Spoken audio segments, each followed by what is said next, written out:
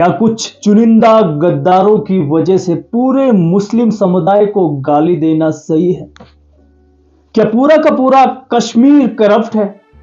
क्या इनमें इंसानियत नाम की कोई चीज नहीं होती? क्या ये हैवान होते हैं और इंसान को मारने से पहले बिल्कुल भी नहीं सोचते? अगर आप भी यही सोच रहे हैं, आपके मन में भी अगर यही डर बैठ चुका है, तो आज हम आपको ऐसे एक मुस्लिम से रूबरू कराएंगे जिसको देख आपके दिल में भी देशभक्ति जाग उठेगी। पहलगाम हमले में अगर कोई हीरो है तो वो ये शख्स है जिसने 11 लोगों की जान बचाई। आइए जानते हैं इस शख्स के बारे में। हम बात कर रहे हैं कश्मीर के रहने वाले नजाकत अली के बारे में, जिसने 11 लोगों की जान बचाई। इस शख्स ने अपनी जान की परवाह किए बगैर 4 परिवारों के 11 लोगों की जान बचाई। धड़ाधड़ एक तरफ जहां गोलियां चल रही थी तो दूसरी तरफ ये शख्स इन लोगों की जानें बचा रहा था, बिना ये सोचे कि क्या ये मेरे धर्म के होंगे, बिना ये सोचे कि इनसे तो मेरा खून का भी रिश्ता नहीं है। ये परिवार छत्तीसगढ़ के रहने वाले हैं और नजाकत अहमद सर्दियों के मौसम में छत्तीसगढ़ के गांव और शहरों में कंबल और कपड़े बेचने जाया करता था और इसी दौरान उनकी मुलाकात होती है अग्रवाल फैमिली से। अच्छी खासी दोस्ती होती है। दोस्ती इतनी बढ़ जाती है कि अहमद उनको घुमाने कश्मीर लाते हैं। नजाकत अहमद ने कहा कि मैं इस परिवार को श्रीनगर और गुलमार्ग जैसी जगह दिखा चुका था और हमारा आखिरी पड़ाव था पहलगाम।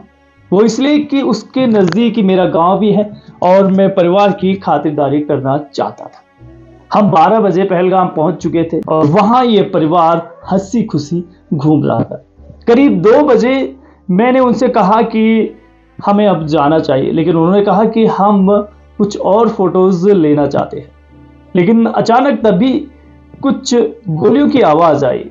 पहले हमें लगा कि कोई पटाखे फोड़ रहा है, लेकिन जब बाद में पता लगा कि ये तो गोलियों की आवाज है, भीड़ इधर उधर भाग रही है, हजारों लोगों का कुछ अता पता नहीं है, तो उसके बाद हमने वहां से भागना शुरू किया। मैंने उनके बच्चों को अपने दोनों कंधे पे रखा और हम लेट गए, क्योंकि तार बाड़ ऐसी थी कि हम भाग नहीं सकते थे। तार बाड़ पे एक मुझे छोटी सी जगह दिखी जहां से मैं उस परिवार को निकाल सकता था। मैंने उस पे थोड़ा सा कट लगाया और परिवार को वहां से जाने को कहा। परिवार वहां से जा रहा था और मैं बच्चों को लेकर दूसरे रास्ते जाने लगा। लेकिन उसके बाद मुझे एहसास हुआ कि परिवार के कुछ और लोग वहां फंसे हुए हैं। फिर मैं उनको लेने गया।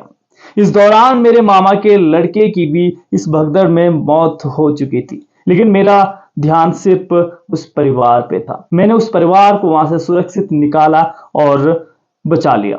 था जब अहमद और उसके पिता छत्तीसगढ़ में कंबल बेचने जाया करते थे और अपने पिता के थ्रू ही उनकी इनसे दोस्ती भी लगी थी।